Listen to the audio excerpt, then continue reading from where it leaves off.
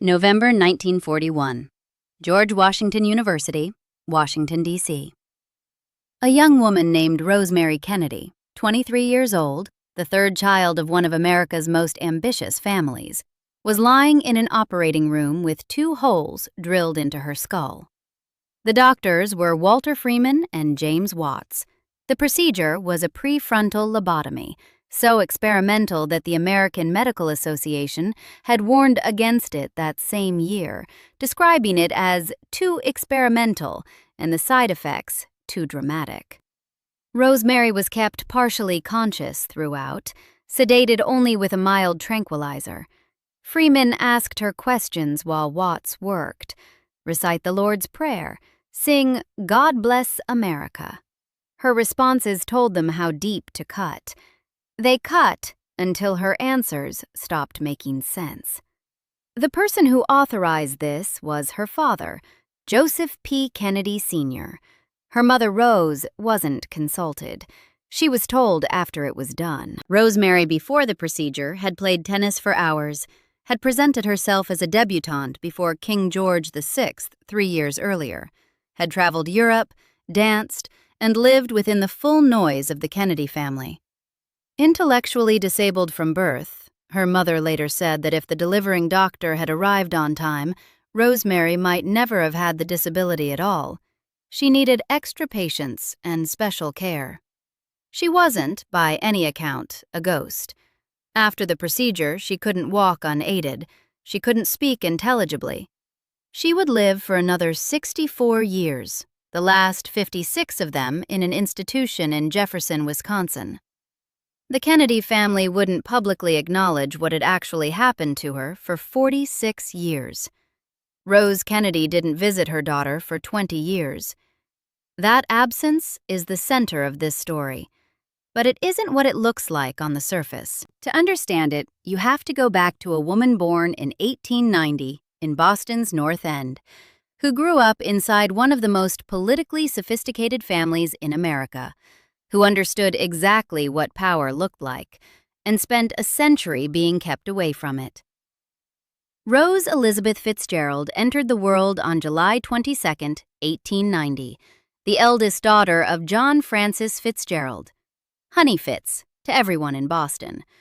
Her father was already on the Boston Common Council by 1891, Massachusetts State Senate by 1892, Congress by 1895, where he served 3 terms representing the 9th District, mayor of Boston by 1906, making him the first American-born Irish Catholic ever elected to that office, a landmark in a city where, as late as the 1920s, Irish Catholics remained firmly outside the Protestant establishment that controlled Harvard, the banks, and the major corporations. The term for where the Fitzgeralds sat in Boston's social order was lace curtain Irish, a phrase that emerged in the 1890s to describe the upwardly mobile Irish Catholic middle class, prosperous enough to hang lace curtains, but still excluded from the institutions that granted old money Protestants their authority as birthright.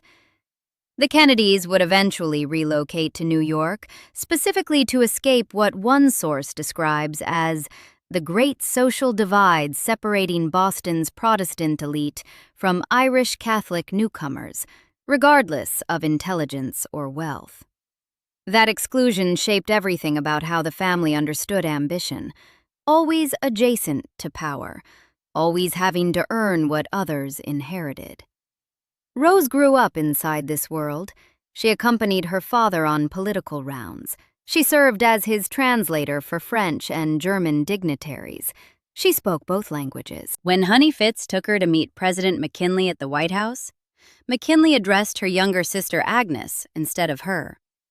Rose registered the slight and later recalled knowing right then that she'd have to work hard to distinguish herself. She was already measuring herself against the room. In 1906, she graduated from Dorchester High School with honors at 15. The graduation ceremony made front-page news in Boston. Her father awarded her the diploma personally, the kind of civic theater Honey Fitz performed instinctively. She'd been accepted to Wellesley College during her junior year. Her parents blocked the enrollment. Too young, they said. They enrolled her instead at the Convent of the Sacred Heart on Commonwealth Avenue in Boston, then a Sacred Heart School in the Netherlands, then Sacred Heart Manhattanville in New York City, from which she graduated in 1910. She took additional courses at Boston University and the New England Conservatory of Music. In 1911, her father gave her a spectacular coming out in Palm Beach. That blocked Wellesley admission is worth pausing on, not because the decision was unusual in 1906, but because of what it foreshadows. Rose earned that place through her own academic achievement. A male authority figure redirected her into a religious education designed to produce Catholic wives rather than independent professionals. It would happen to her again and again. She was described in this period as the most admired young woman in Boston Irish society. She attended political events with her father, served as his informal hostess when he needed one, and understood at 20 how power operated in the rooms where it was practiced. The problem, structural, not personal, was that none of the power in those rooms was built with her in mind. Jo Kennedy entered her life the way ambition usually enters, with charm and her father's explicit disapproval. Honey Fitz disliked him and spent years trying to prevent the relationship, at one point enrolling Rose in a convent abroad to take her mind off Jo. It didn't take. On October 7, 1914, Rose Fitzgerald married Joseph Patrick Kennedy at age 24. Children arrived quickly and kept arriving. Joseph Jr. in 1915, John in 1917, Rosemary in 1918, Kathleen in 1920, Eunice in 1921, Patricia in 1924, Robert in 1925, Jean in 1928, Edward in 1932. 9 children in 17 years. To manage this, Rose built a card file index system, cards purchased from a stationer near their Brookline home, kept in her study. Each card tracked a child's medical history, vaccination records, SHIC test results, weight, dental visits, confirmation dates, and academic progress. A second set of cards tracked clothing sizes. She described it, characteristically, as a most helpful system for checking back on health information. That system isn't a footnote. It's the clearest window into how Rose operated, with meticulous, professional precision, inside the one domain she was fully permitted to own. Jo Kennedy was overseeing diversified business interests that kept him away from home for months at a time. Rose managed large estates alone, coordinating domestic staff and overseeing the children's religious education, and running what was functionally a small institution. The household doctrine she established, documented in The Kennedys, Dynasty and Disaster, was that the children should hide their true feelings. Showing sorrow or pain was weakness. Rose taught her children this. She had also been teaching it to herself for years before they arrived. Jo Kennedy met Gloria Swanson in late 1927. By early 1928, they were in an affair that lasted approximately 3 years. Swanson was among the most famous actresses in the world. Kennedy reorganized her financial affairs, gained power of attorney over her estate, produced her films, and charged gifts he gave her against her own accounts. When the arrangement ended around 1930, Kennedy left after a dinner at which Swanson questioned a financial discrepancy and never contacted her again. She discovered how thoroughly she had been used. Within Hollywood, the affair was an open secret. Gossip columnists circled it without fully landing on it. In the social circles where the Kennedys moved, it was known. Doris Kearns Goodwin documented that one of Rose's nieces had reportedly overheard a confrontation between Honey Fitz and Jo Kennedy about Swanson, Rose's father threatening to tell his daughter if the affair didn't end. The strangest detail documented in multiple biographical sources, is this.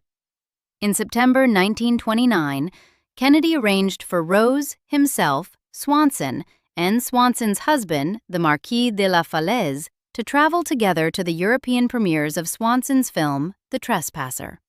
Rose purchased Christmas gifts for Swanson's children. The two women spent extended time in each other's company while the arrangement continued. Swanson's written reflection on Rose during this period, published in her 1980 memoir, is the most quoted response to the spectacle. Was she a fool, I asked myself, or a saint, or just a better actress than I was? The honest answer is probably none of those things, and all of them, depending on the moment. Rose had made a calculation, possibly when her father reportedly sent her back to the marriage during a period of genuine estrangement, with the message that she had made her bed and needed to lie in it. Possibly, at the altar when she first understood the terms, that the life available to her was this one or nothing. Catholic women of her background didn't divorce. Her father had made that explicit. The church had made it explicit long before him. What Rose had was a private architecture of endurance, and she built it carefully. Daily Mass, every day, documented consistently across decades. The Rosary, solo travel, swimming, walking. She took herself away from the household on extended trips, managing from a distance, returning to homes that ran smoothly because she had built systems that didn't require her physical presence. The Swanson affair became something she metabolized the way she metabolized everything she could neither change nor leave. Categorized, contained, filed away. Joe Kennedy would later conduct a long affair with his secretary, Janet Desrosiers, which, by multiple accounts, he made no effort to conceal from his wife. The pattern continued. Rose's documented response never changed. Public composure, private faith, and an absence of recorded complaint that historians have interpreted variously as strength, as sainthood, as calculated survival, and as the behavior of a woman whose options were exactly as limited as they appeared. Pearls are formed by irritation. An organism can't expel the grain of sand, so it encases it, layer by layer, over years, in the same material as the shell itself. The result is beautiful and cold and extremely hard. Rose Kennedy wore pearls in almost every public photograph.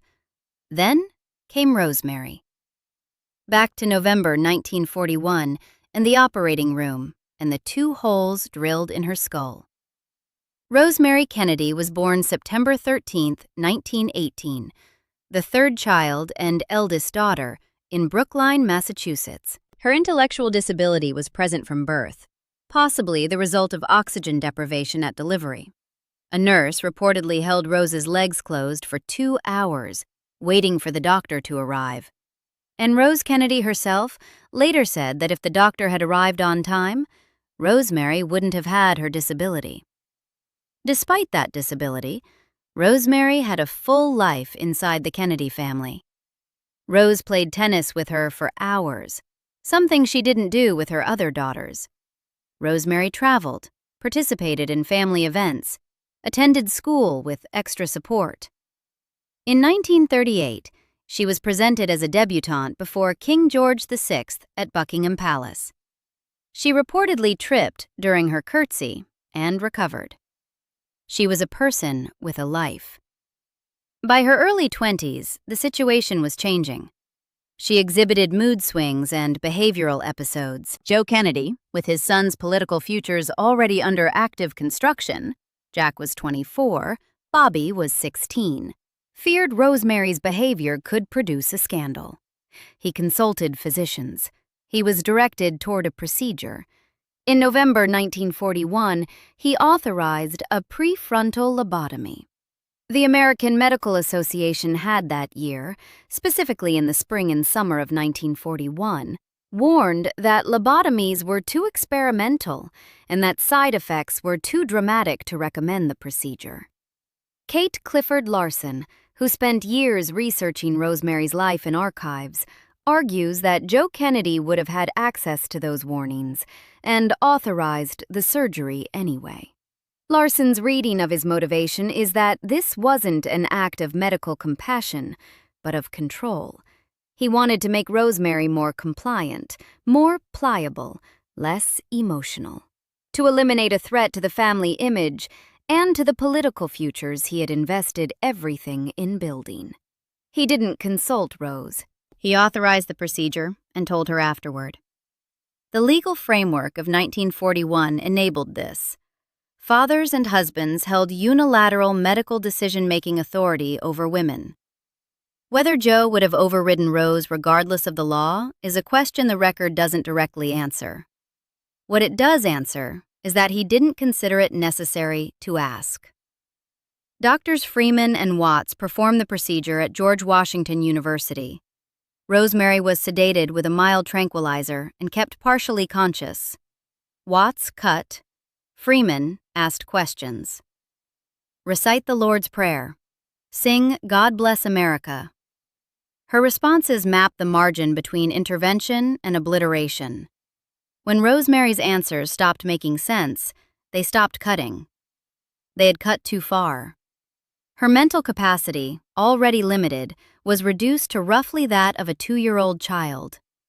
She lost the ability to walk unaided. Her speech became unintelligible.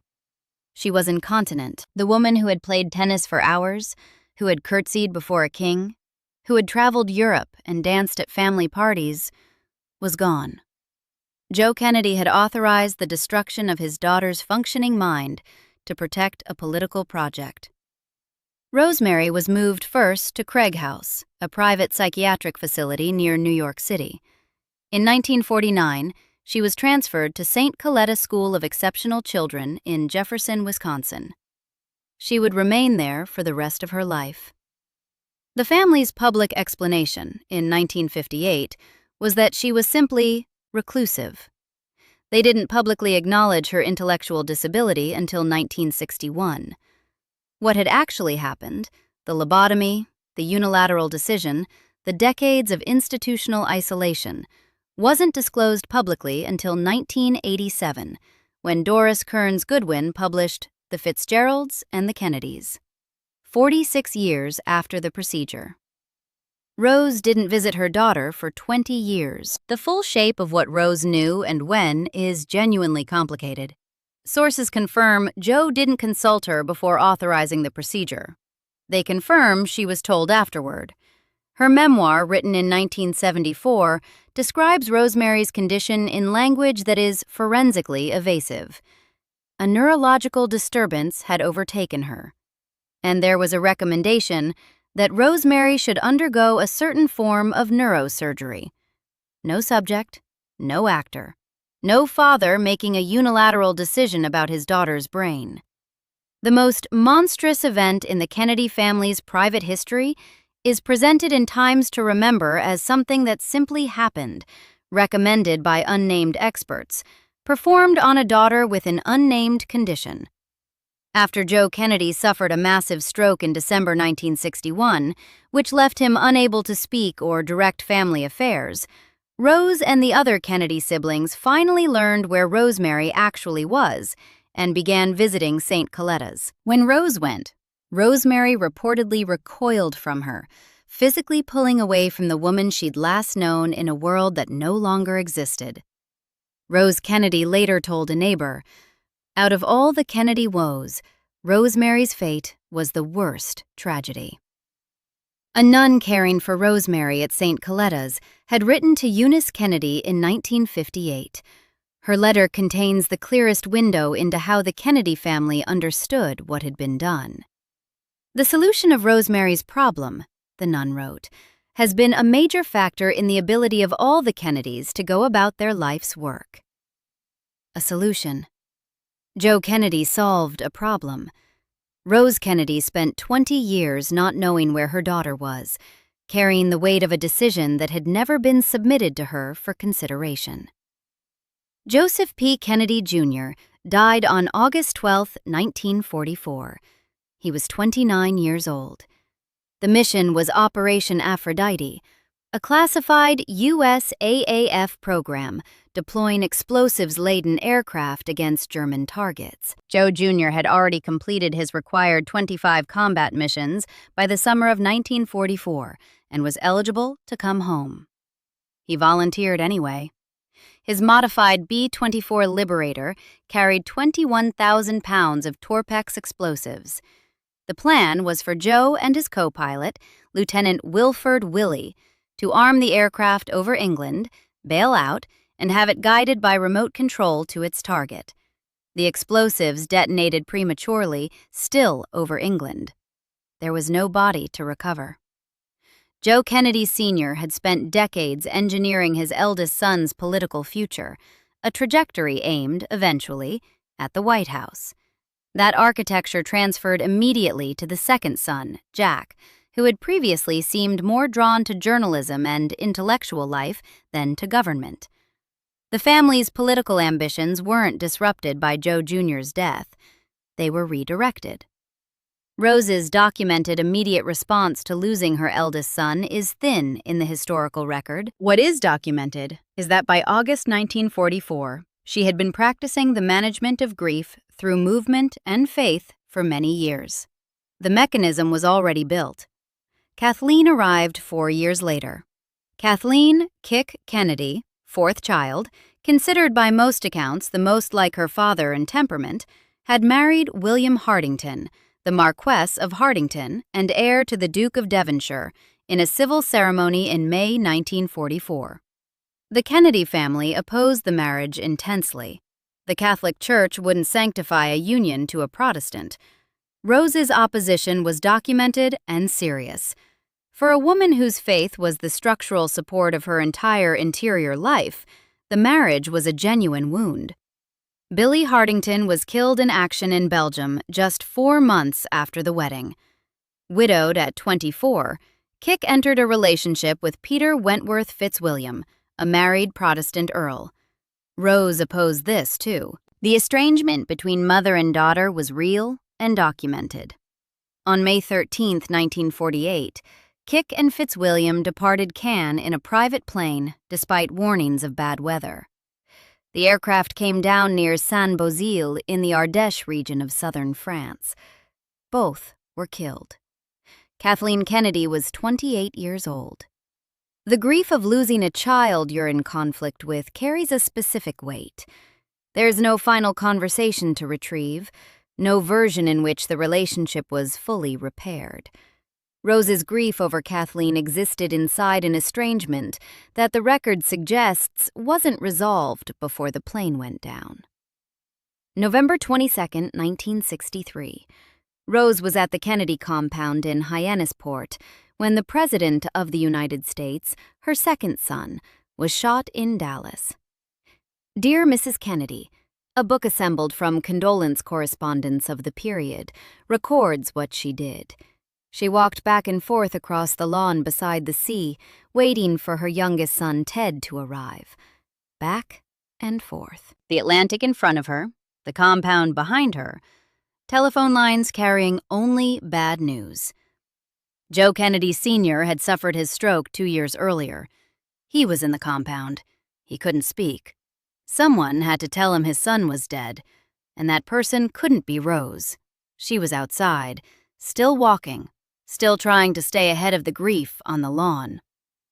In the days after the assassination, she played golf. Consistent with her documented pattern, if she sat still, the grief would consume her. Motion was management. Motion had always been management. There is an archival interview in which Rose talks about the moment she first heard about Dallas. She says she thought maybe it was just an accident, something slight. The word said twice. The mind keeps reaching for the smaller version and finding the larger one waiting. That repeated word is the only place in Rose Kennedy's entire documented public history where the cost genuinely shows through. Robert Kennedy was shot at the Ambassador Hotel in Los Angeles on June 5th to 6th, 1968, after winning the California Democratic primary. He died the following day. He was 42 years old.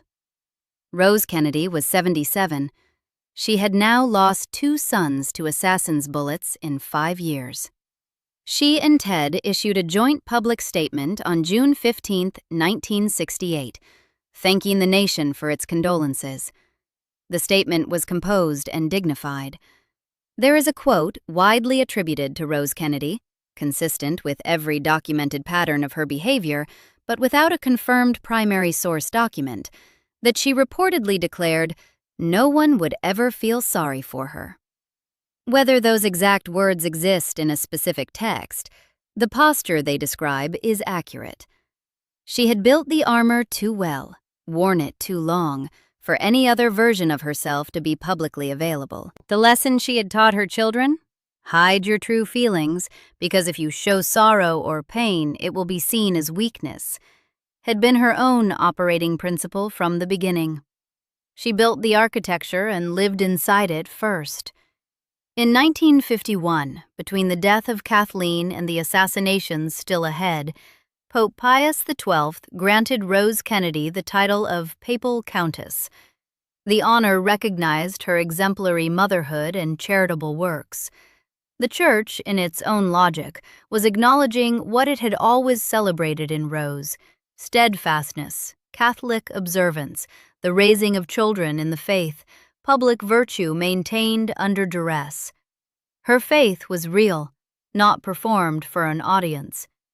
Daily Mass, the Rosary, the retreat into Catholic practice as a place where suffering had a framework and a purpose.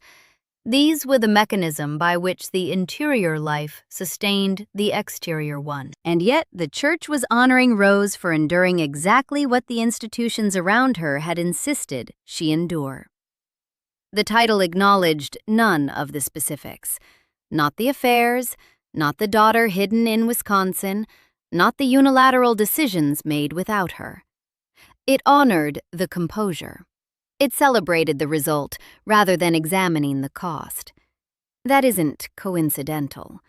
It's the precise structure of how Rose Kennedy was recognized throughout her life. Praised for the performance, with no attention paid to what the performance was costing.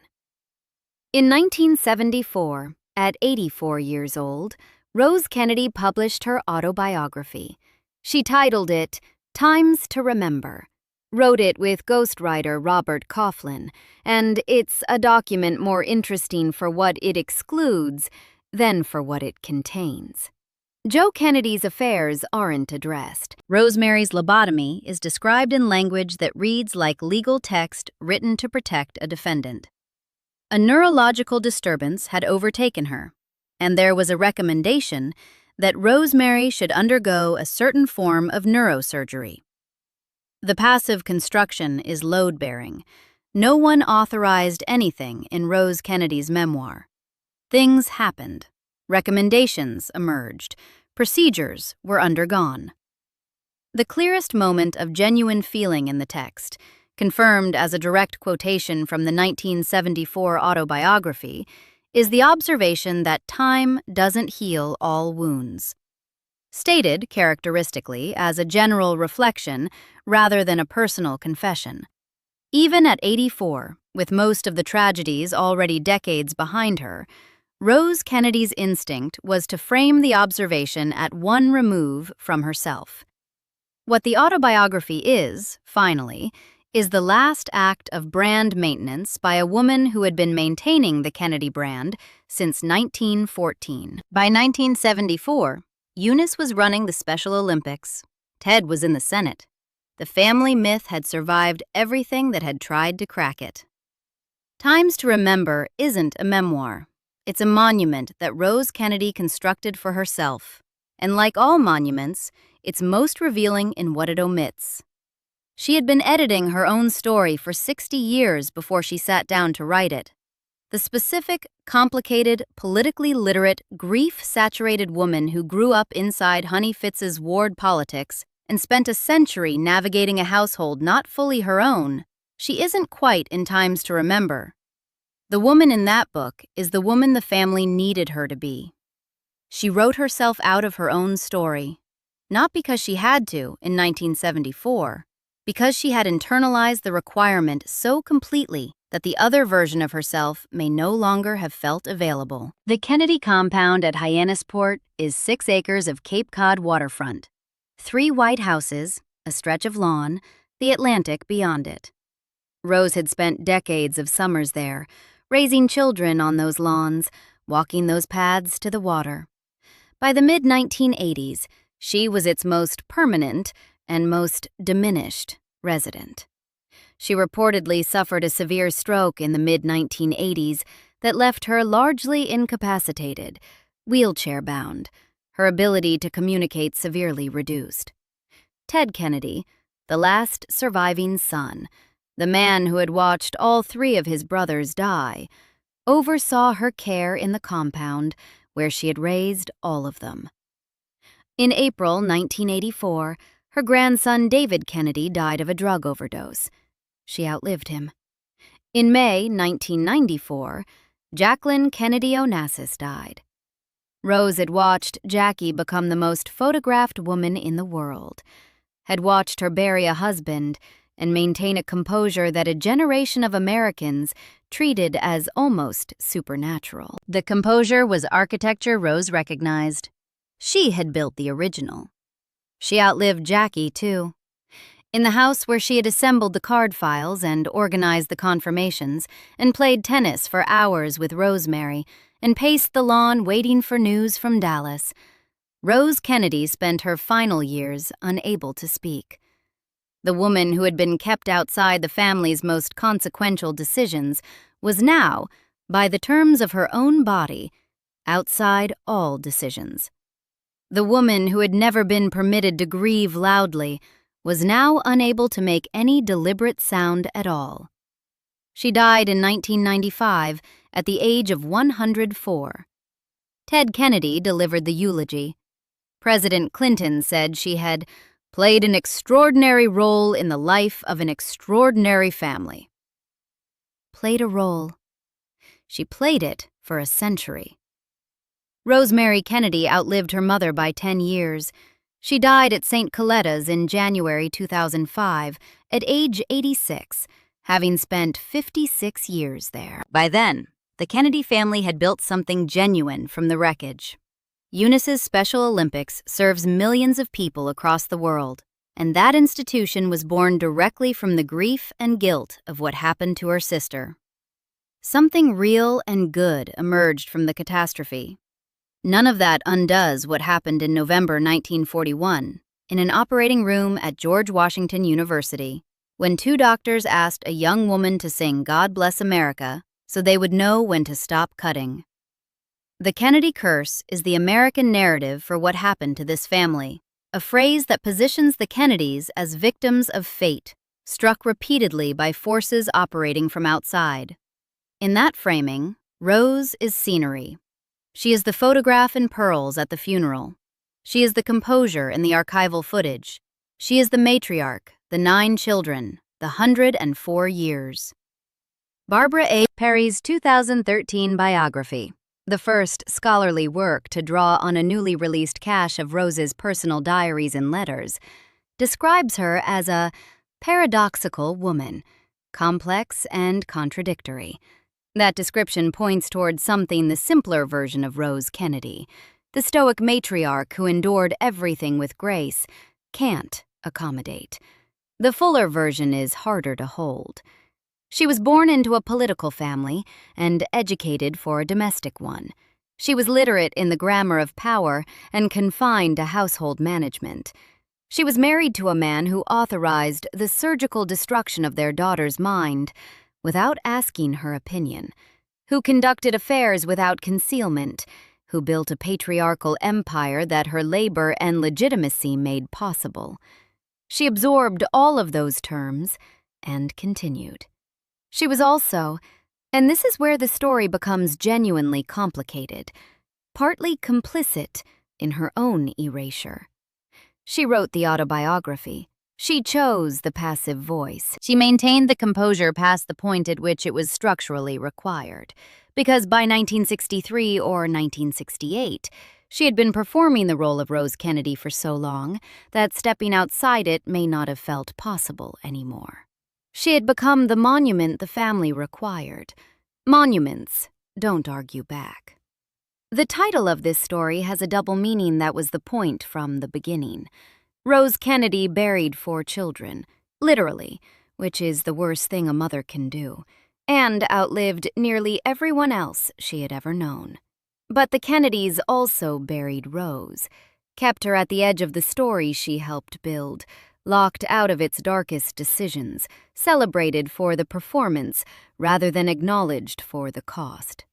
She was buried in history for the same reason Rosemary was buried in Wisconsin, because the family's need to function required it. She spent her last decade in a wheelchair in the compound at Hyannisport, silent, unable to speak, the last survivor of the household she had built and managed for 6 decades. Outside those windows was the Atlantic, the same ocean she had walked beside her whole life, when the marriage was intolerable, when the grief was too large to sit with, when she needed to keep moving to stay ahead of what was behind her. The question her life leaves is the same one it organized toward all along. Was the silence strength, or was it the price of admission? She never answered it. What is available is the century itself, born in 1890 to a Boston politician who redirected her from Wellesley to a convent.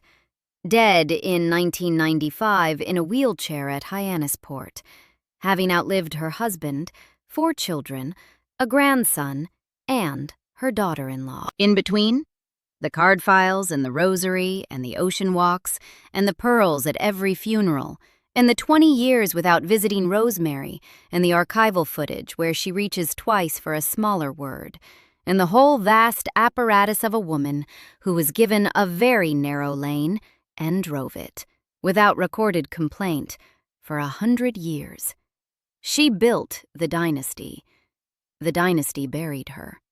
And she helped them do it, because she had learned from her father, from her husband, from the church, from the law, that this was what the women at the foundation of great things were required to do. Subscribe for more stories like this.